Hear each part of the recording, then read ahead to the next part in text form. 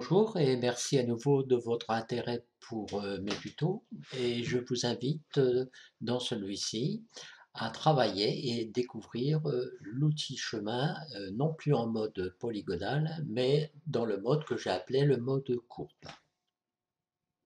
Pour travailler en mode courbe, comme en mode polygonal, vous sélectionnez l'outil et surtout, pour l'instant, vous n'appuyez pas sur la touche contrôle. Vous cliquez dans le canevas, vous allez déplacer le point. Et vous voyez que dès que je déplace le deuxième point, sans appuyer sur la touche contrôle, je me retrouve dans un mode où c'est plutôt un parcours en forme de courbe, un chemin en forme de courbe qui est dessiné. Je clique, je déplace, vous voyez, je clique, je déplace, je clique, et là je vais faire un clic droit pour fermer la courbe. Comme pour les autres objets, lorsque vous pointez le curseur à l'intérieur et que vous faites défiler votre molette, vous pouvez agrandir, rapetisser ou agrandir la forme tracée. Voyons ce qui se passe si je décris le masque dessiné en prenant ici le chemin 1 qui a été défini. Mon masque apparaît sur le module ici, contraste, luminosité, saturation. Donc, à nouveau, si je défile avec la molette, j'agrandis ou je rapetisse la forme. Si j'appuie sur la touche Shift, vous voyez, comme pour les autres formes, rien de changé, je vais agrandir ou rapetisser le dégradé. Et enfin, en appuyant sur la touche contrôle, le curseur à l'intérieur de la forme et en défilant la molette, on va faire varier, vous voyez, l'opacité du masque obtenu.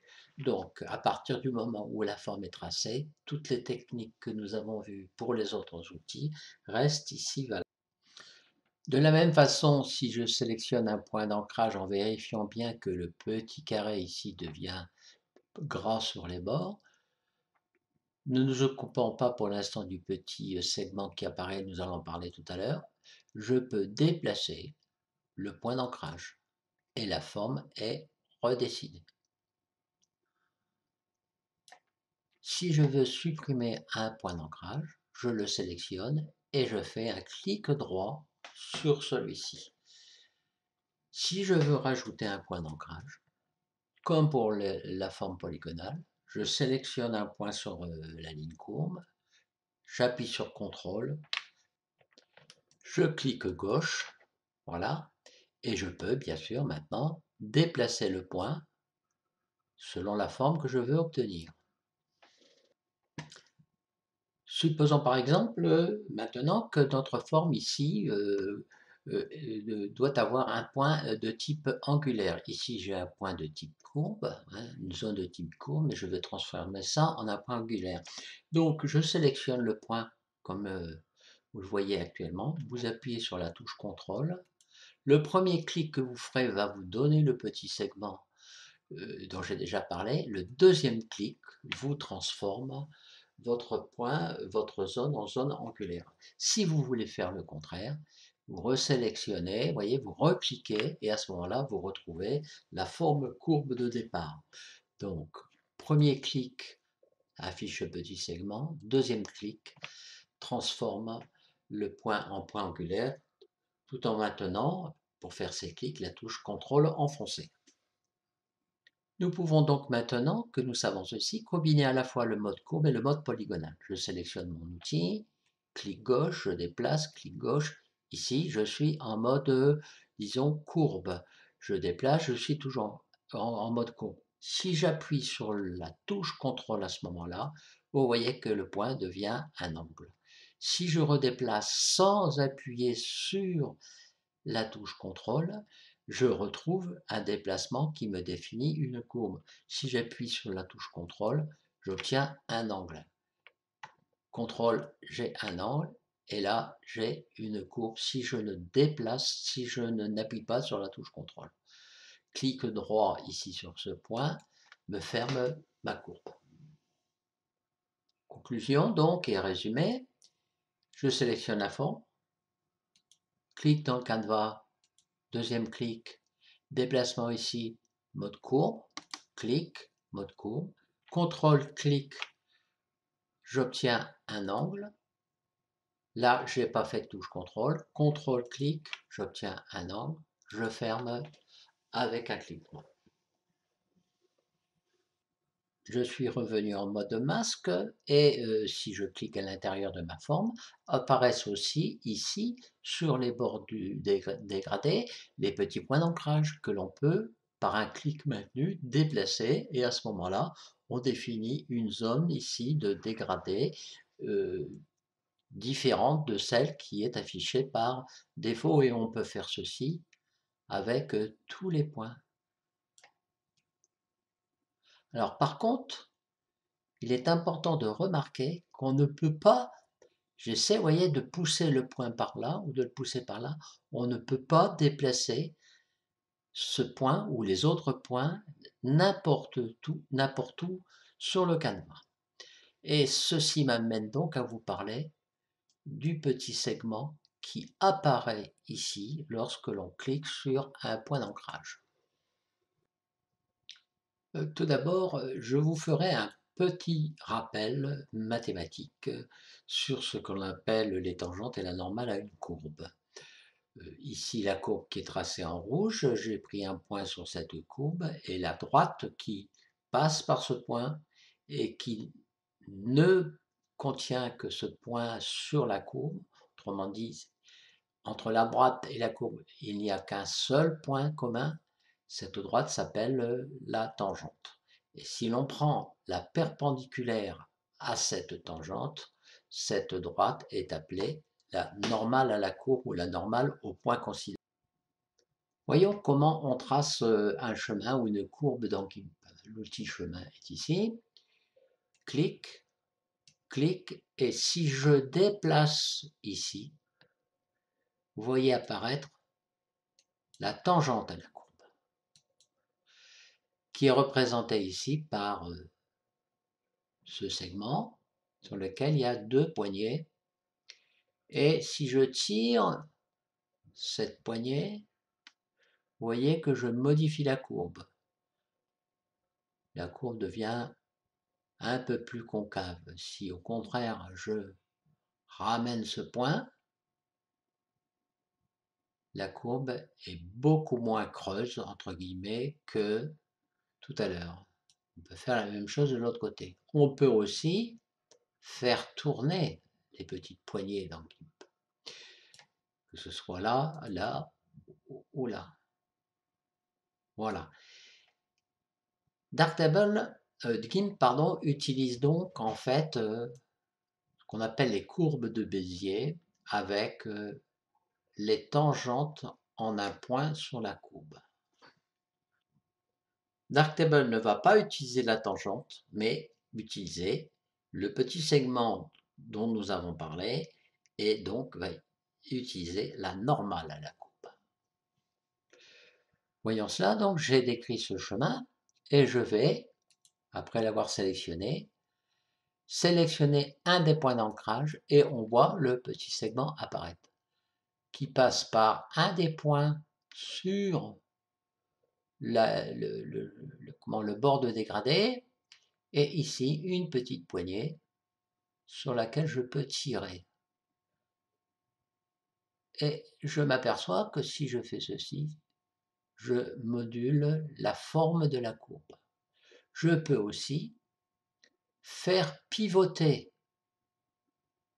le segment et j'obtiens une nouvelle courbe selon l'orientation du segment. Vous voyez, je ramène, je tire, je fais pivoter. Si je passe de l'autre côté, on obtient quelque chose d'un peu plus curieux. Donc en fait, ce segment représente bien la normale à la tangente à la courbe au point considéré ici. Et c'est ce segment qui va nous permettre, et nous allons le voir sur des exemples, d'ajuster notre courbe, notre chemin à l'objet que l'on veut sélectionner. Dernière remarque, je vous avais fait remarquer que lorsqu'on saisissait un point sur la limite du dégradé, on ne pouvait pas le déplacer. Vous voyez, je ne peux pas le tirer vers le bas. On ne peut le déplacer que dans le sens, enfin, selon la direction que vous voyez actuellement. Alors, mettons-nous ici et cliquons sur notre point d'ancrage. Le point correspondant est sur la normale. Si je déplace ce point pour, alors si vous voulez, on peut utiliser le masque, voilà, ce point est sur la normale. Changeons, voilà, le dégradé, vous voyez, a varié, cliquons et le segment de normale passe par les points qui sont sur le bord du dégradé. Donc, tout point qui est ici sur le bord du dégradé ne peut être déplacé que sur le segment normal au point ici à la courbe. Donc voilà, vous savez tout sur la façon d'utiliser l'outil chemin, sur le rôle des points d'ancrage, sur la façon de modifier la courbe. Il ne nous reste plus maintenant qu'à voir ceci sur quelques exemples.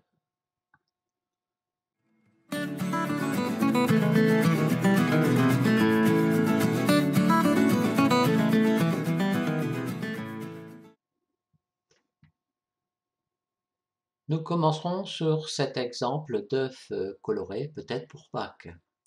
Un œuf n'est pas de forme ovale. Il se trouve que celui-ci, du fait de son inclinaison, me paraît effectivement tout à fait ovale.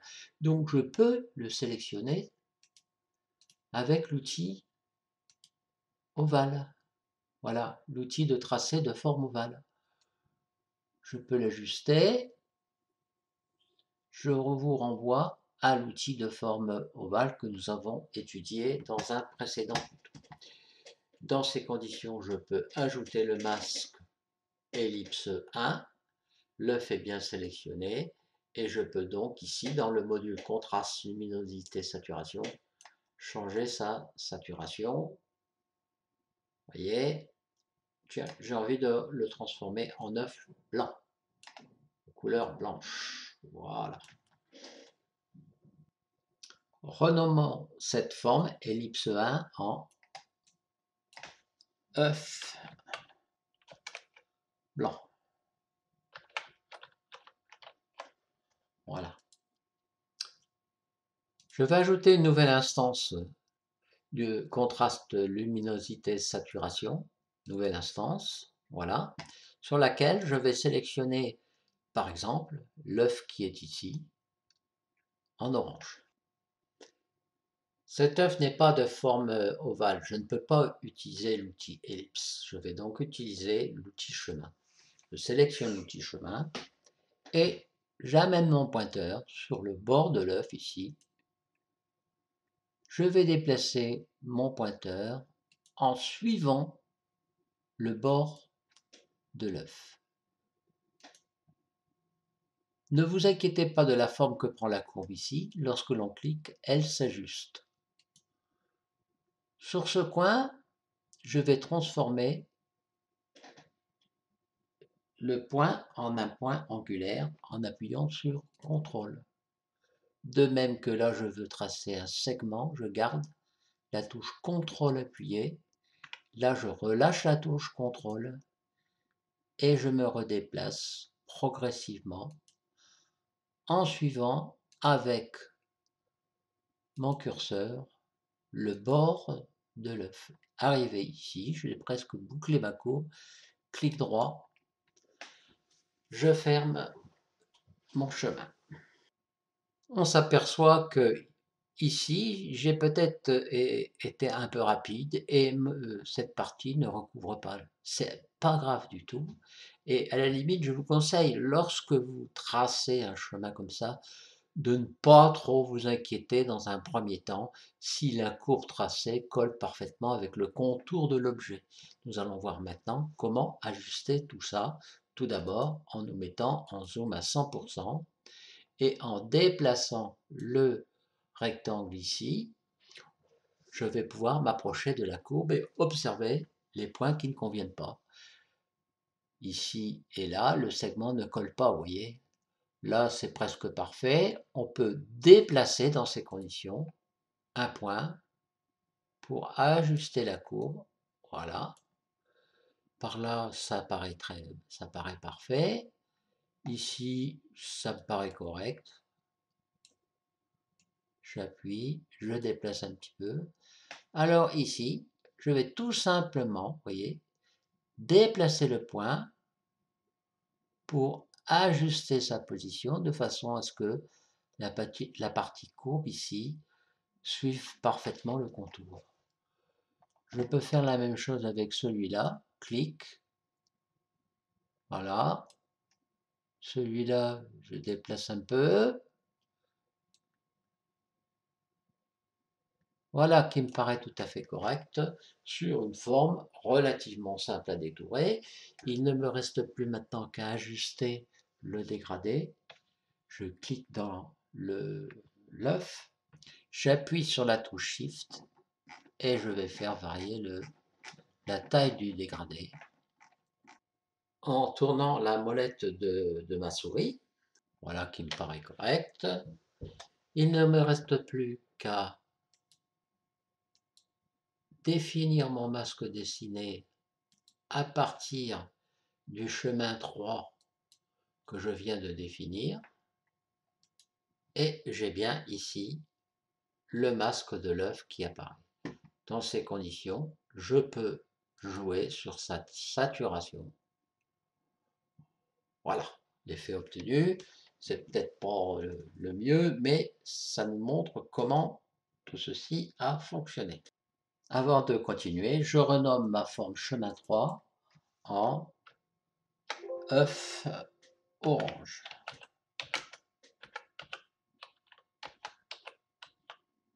Lorsque vous définissez plusieurs formes, prenez la précaution de les nommer pour pouvoir les retrouver facilement. Voyons maintenant comment on peut faire pour sélectionner cet œuf ici caché derrière ces deux-là. Je vais donc prendre mon outil chemin, pointer.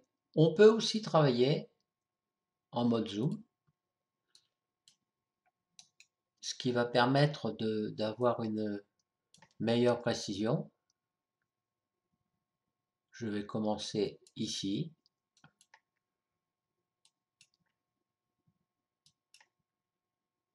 Voyez.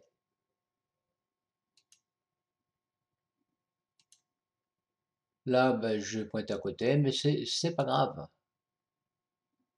On va revenir, affiner le tracé une fois que nous aurons terminé. Arrivé à cet endroit, je vais appuyer sur la touche CTRL. Je relâche ensuite la touche CTRL et je repars.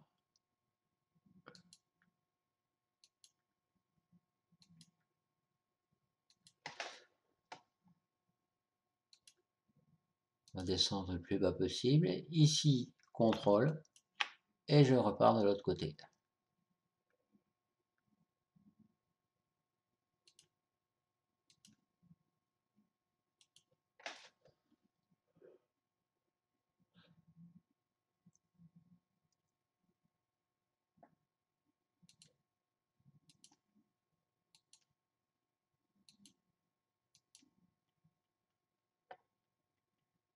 Dernier point, clic droit.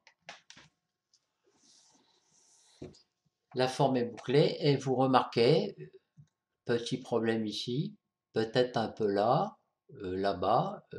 Écoutez, c'est tout simple, hein, il suffit de peut-être zoomer un peu plus, voir ce que ça donne. Si on zoome à 200%, on voit mieux les écarts. Ajustons maintenant en déplaçant les points. Voilà. Ah, là c'est bon. Peut-être un petit peu celui-là. Regardons là-bas, ça me paraît... voilà, déplaçons légèrement.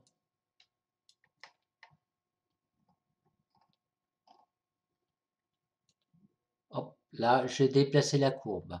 Puisque j'ai cliqué maintenu à l'intérieur, ben, je la replace. Voilà. Ici, ça me paraît bon. Peut-être un petit défaut là. Voici, il suffit de déplacer le point. De même peut-être que celui-là. Ici, je peux ajuster. Alors, sur ce point-là, j'ai un petit problème. J'ai peut-être oublié d'appuyer sur la touche CTRL pour faire un angle.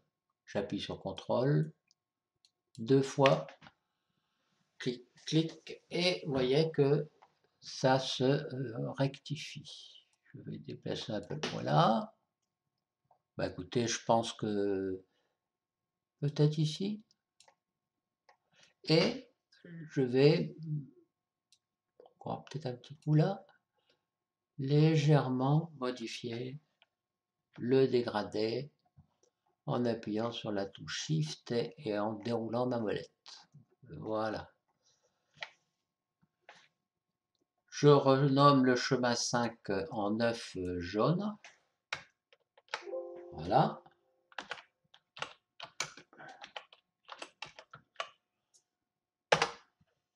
Et je vais créer une nouvelle instance. Elle s'appellera contraste, luminosité, saturation 2. J'active le masque dessiné en prenant l'œuf jaune et mon masque est effectivement créé. Je peux jouer maintenant sur la saturation, sur la luminosité. Voilà. J'ai désactivé les 3 modules que j'ai utilisés tout à l'heure, contraste, luminosité, saturation 1 et 2. Donc j'ai 3 modules ici qui sont désactivés. Donc là pour l'instant je suis sur l'image originale. Voilà. Et j'ai ajouté le module contraste de couleur. Vous remarquerez ici dans la gestion des masques sont apparues au fur et à mesure de mon travail des informations.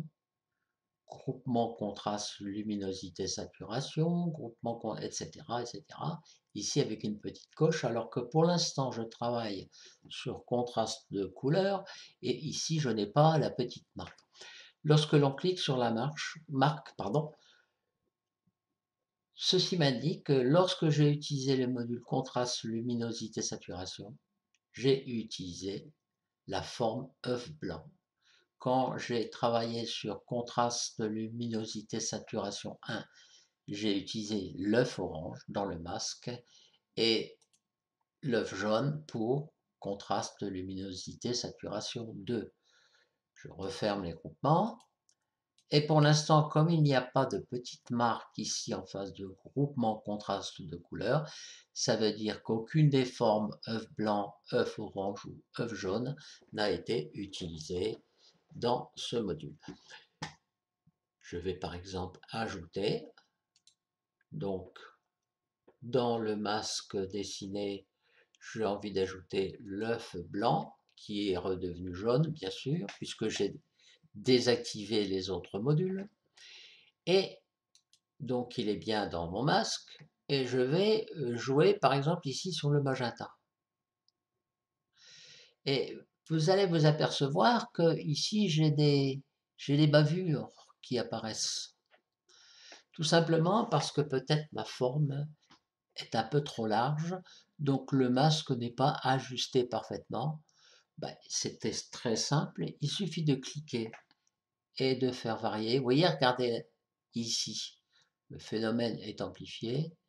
Donc je vais diminuer la taille de mon masque et les effets observés ont disparu. Ici, il y a un effet un petit peu verdâtre, mais qui est dû au changement un peu important des couleurs. Donc, à partir du moment où vous avez créé une forme, vérifiez bien l'effet des réglages que vous faites. Si des phénomènes parasites apparaissent, modifiez la taille de votre forme. Si je veux insérer ici l'œuf orange, ben, je clique sur masque dessiné, une forme utilisée, œuf orange, et mes réglages, évidemment, ici, agissent sur les deux. Voilà pour cet exemple. Je voulais aussi travailler sur cette deuxième image pour laquelle nous allons sélectionner à la fois le petit rhinocéros et puis ce qu'on peut supposer être sa maman. Je m'aperçois que j'ai été un peu bavard et je vous propose donc de reporter ce sujet dans une prochaine vidéo. À bientôt.